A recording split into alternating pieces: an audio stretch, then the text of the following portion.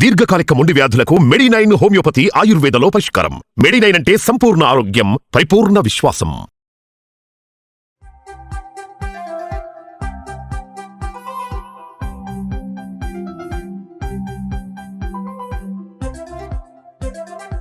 Welcome to Suman TV. అంతకుముందు చాలా పరోటాలు చేసామండి. మనం ఆలూ పరోటా చేసాం, పన్నీర్ పరోటా చేసాం. మా వాళ్ళ ఫర్మాయిష్ గోబీ పరోటా చేయమని. కాలీఫ్లవర్ పరోటా జనరల్గా చేస్తుంటారు కదా, ఈ కొంచెం హిందీ ఛానల్స్లో బాగా కనపడుతుందండి. గోబీ పరోటా చాలా అంటే చాలా రుచిగా ఉంటుందండి. అసలు ప్రయాణాల్లో ఎవరికైనా ఇస్తే వాళ్ళు మళ్ళీ గుర్తుపెట్టుకుని ఫోన్లు చేస్తారు మనకి, భలే బాగుంది, అది చాలా డిఫరెంట్గా చేశారు అని. ఏమి డిఫరెన్స్ ఉండదు, దాని రుచే అలా ఉంటుందన్నమాట. కాలీఫ్లవర్ని కోరేసుకోవాలి. ముందు ఈ పని చేయొద్దు. ఫస్ట్ ఏం చేద్దామంటే గోధుమ పిండి కలిపేసుకుందాం. ఇది రొట్టెలు ఫేవరెట్గా ఉండే వాళ్ళకి చాలా నచ్చుతాయండి. కొంతమందికి పెద్దగా గోధుమ సూట్ కాదు, పాపం దురదృష్టవంతులు, రుచులన్నీ తెలియవు వాళ్ళకి. ఎవరికి సూట్ అవుతుందో వాళ్ళు లక్కీ ఫెలోస్ అండి. ఎందుకంటే మనం అన్నంతో ఎన్ని వేల రకాలు కలుపుకుని తినేస్తాం. అలాగే కనీసం కొన్ని 10లో రకాలు మనం చేసుకోవచ్చు హ్యాపీగా చపాతీ ఈ గోధుమ పిండితోటి. ఏం చేద్దామంటే ఒక్క చిటికెడు ఉప్పేస్తాను. దీంట్లో కాస్త నూనెసి మెత్తగా మృదువుగా అయ్యేలాగా కలుపుకోవాలి. మొదట పిండి కలిపి పక్కన పెడదాం. నూనె వేసుకుంటే బాగుంటుంది పిండి. ఏదైనా ఇంట్లో కుండ ఉంటే చల్లటి నీళ్ళు పోసి కలపండి, లేదా కాసిన వేడి నీళ్ళు పోసి కలిపితే పిండి చక్కగా మృదువుగా వస్తుంది. గోధుమ పిండి కలపడానికి చిట్కాలు పాత వీడియోలు ఉన్నాయండి, ఎలా కలిపితే గోధుమ పిండి మృదువుగా ఉంటుంది అని. చల్లటి నీళ్ళు లేకపోతే వేడి నీళ్ళు. మొన్న ఎవరో అడిగారండి, ఏంటి మీరే చేస్తారా వంటలు, మీరు ఊరికే కనపడతారు, ఎవరైనా చేస్తారా అని. ఇంత స్పష్టంగా నా చెయ్యే, నా రింగే, నా గాజే కనపడుతున్నా కూడా మరి ఎలా అలాంటి ప్రశ్నలు వస్తున్నాయో తెలియట్లేదు. మా వాళ్ళు నన్ను కవర్ చేయరు కదా, అన్నిట్లలో కనపడతాను నేను. అయినా సరే వాళ్ళు చేసేస్తారా, మీరు ఊరికే చేయి పెడతారా? ఎందుకంటే ఫలానా అదేదో టీవీలో మేము వెళ్ళినప్పుడు అలాగే జరిగింది. యాంకర్ ఊరికే జస్ట్ చెయ్యేసింది, అన్నీ వాళ్ళే చేసేసారు అని చెప్పారు.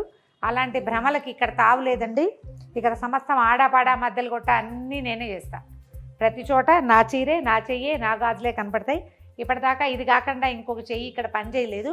కొంచెం అలాంటి కామెంట్స్ చేసేటప్పుడు కాస్త ఆలోచించి అడిగితే బాగుంటుంది. మెత్తగా వచ్చేలాగా కలిపి దీన్ని బాగా మద్దం చేసి మూత పెట్టి పక్కన పెట్టండి. ముందు దీన్ని ప్రిపేర్ చేసి పెట్టుకుంటే మనకి గోధుమ పిండి నానితే చక్కగా సాగుతుంది. ఇప్పుడు ఇలాంటి కూరం ఏదైనా మీ దగ్గర ఏది ఉంటే అది తీసుకోండి. కొంచెం సన్నటి కంతలు కావాలి మనకి. కాలీఫ్లవర్ని పురుగులు గిరుగులు లేకుండా శుభ్రంగా బాగు చేసి ఒకసారి ఉప్పు నీళ్ళల్లో 10 నిమిషాలు నానబెట్టి అంతంత ఫ్లోరెట్స్గా కట్ చేసి పెట్టుకోండి. ఇంకా చిన్నవి చేయొచ్చు, ఇంకా పెద్దవైనా చేసుకోవచ్చండి, ఏమీ లేదు. ఇది మనం కోరేసుకోవాలన్నమాట. ఇగో ఇలాగా ఇది మనకి పొట్టులాగా కావాలి. ముక్కలు వేస్ట్ అయిపోతాయని భావించకండి. వాటిని శుభ్రంగా ఏ సాంబార్లోనూ పడేసుకోండి, ఉడికిపోతాయి. ఏదైనా ఆలు కూర గీర ఉంటే అందులో అయినా వేసేసుకోవచ్చు. ఇప్పుడు ఇందులో ఏమైనా పెద్ద పెద్ద ముక్కలు పడితే ఒకటి ఎర ఉంటే తీసేయండి. పెద్దగా పడలేదు ముక్కలు, దీంతో చేస్తే అసలు పడకుండానే అవుతాయి. దీంట్లో ఉప్పు, కారము, కొంచెం గరం మసాలా పొడి, కొత్తిమీర కలిపి దీన్ని ముద్ద చేసుకోవాలన్నమాట. పెద్ద ముద్దగా అవదండి, అంత కంగారేం లేదు, పొడి పొడిగానే ఉంటుంది. ఉప్పు వేసేసరికి తడుస్తుంది. ఈ పదార్థానికి సరిపడా ఉప్పు మాత్రం వేయండి.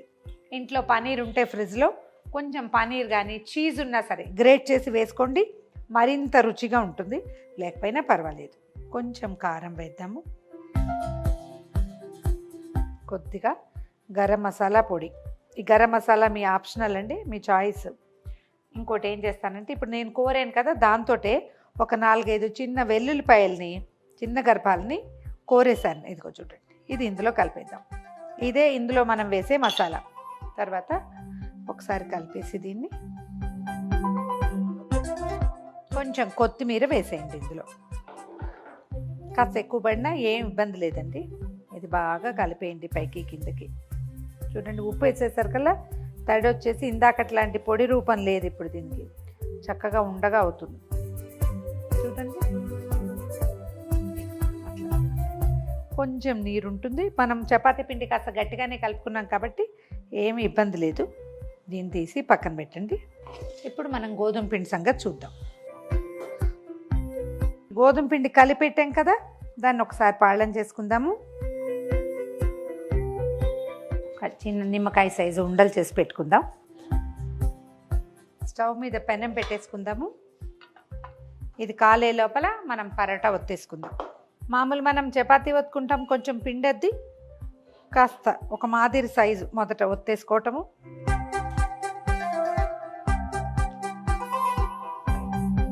ఈ మనం పక్కన పెట్టుకున్నాం కదా గోబీ, దీన్ని అలాగా ఇందులో పెట్టేయండి.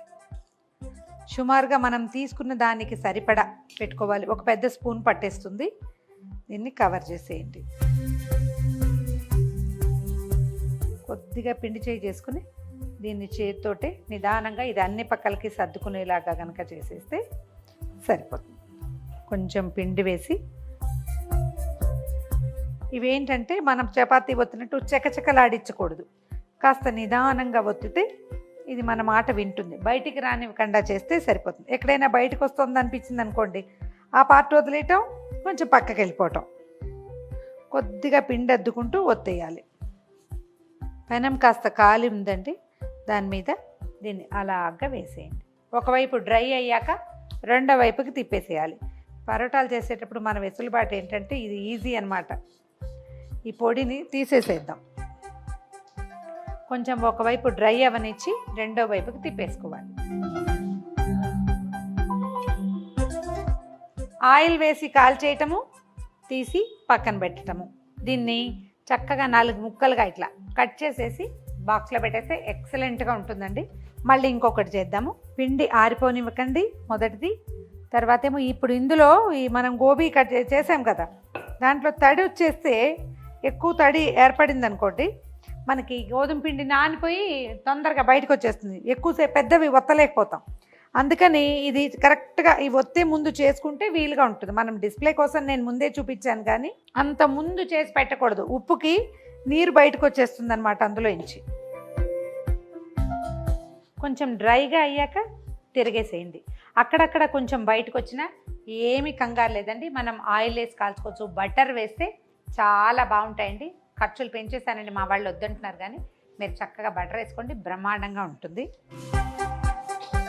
రెండో వైపు కూడా డ్రై అయిపోయి మనం ఇది వెనక్కి తిప్పుతాం కదా, అప్పుడు నూనె వేసి కాల్ చేస్తే సరిపోతుంది. మనం ఒక పని చేయొచ్చు, చకచక అవ్వడానికి. అంటే సాయంత్రం కోసం చేసుకుంటాం అనుకోండి, ఓ 10-15 ఇట్లా డ్రై చేసి పక్కన పెట్టుకోవటము.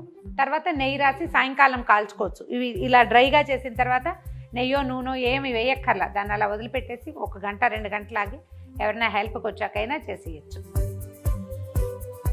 నేనేం చేస్తానంటే ఒకవేళ బట్టరో నూనె నెయ్యో ఇటువైపే వేసేస్తాను. వేసేసి దీన్ని స్ప్రెడ్ చేసేసి అప్పుడు తిప్పుతానమాట, ఈజీగా ఉంటుంది కాబట్టి. ఇప్పుడు ఈ రెండో వైపు కూడా కాస్త పైకి వస్తుంటుంది, కొంచెం ఒత్తేస్తే సరిపోతుంది. కాస్త మీడియం ఫ్లేమ్లో పెట్టి కాల్చుకుంటే రుచి చాలా బాగుంటుందండి. ట్రై చేసి చూడండి. ఒక 10 ఇదేంటంటే మార్నింగ్ అవర్స్ పిల్లల కోసం బాక్స్లోకి చేయాలంటే పిండి అవి రాత్రి కలిపి పెట్టేసుకోవచ్చు. గోబీ కాలీఫ్లవర్ పువ్వును కూడా రాత్రే కోరేసి బాక్స్లో వేసి పెట్టేసుకోండి. ఉప్పు కారం కలపకండి, కోరి బాక్స్లో పెట్టుకోండి. పొద్దున అప్పటికప్పుడు కలిపేసి చేసేసుకోవచ్చు, చకచక అయిపోతుంది. ఒక 3-4 పరోటాలు పిల్లల బాక్స్లోకి సరిపోతాయి కదా, కాల్చేసి ఇచ్చేసేయచ్చు. చక్కగా రెండు వైపులా ఈవెన్గా కాల్చేసి తీసేయండి, బ్రహ్మాండంగా ఉంటుంది. వీటికి ఎంత నూనె, ఎంత నెయ్యి లేదా ఎంత బటర్ వేస్తారో అంత రుచిగా ఉంటాయండి. పైభాగం కొంచెం డ్రైగా అవ్వకుండా కొంచెం ఆయిలీగా కనపడేలాగా వేస్తే ఇవాళ పొద్దున్న చేస్తే ఇవాళ రాత్రి మనం ప్రయాణాల్లో కూడా వాడుకోవచ్చు. మరి ఎర్రటి ఎండాకాలంలో ఉండవు, కానీ శీతాకాలం వర్షాకాలంలో అయితే నిలవ ఉంటాయి. 1 డే చక్కగా ప్రయాణంలోకి హ్యాపీగా తీసుకెళ్ళచ్చు. టమాటా సాస్ తోటి కానీ, టమాటా పచ్చడి, అల్లం పచ్చడి వేటితోటైనా. దీనికి పెరుగు కాంబినేషన్ అంత గొప్పగా ఉండదండి, పచ్చళ్ళ కాంబినేషనే బాగుంటుంది, లేదా సాస్ కాంబినేషన్ అయినా బాగుంటుంది. ట్రై చేసి చూడండి, చక్కగా వడ్డించేసేయండి. ఇది ఎలా చేయాలి, ఫస్ట్ టైం ఖచ్చితంగా సరిగా రాదండి, ట్రై చేయాలి. ఒక 2-3 సార్లకి మనకి అలవాటు అవుతుంది.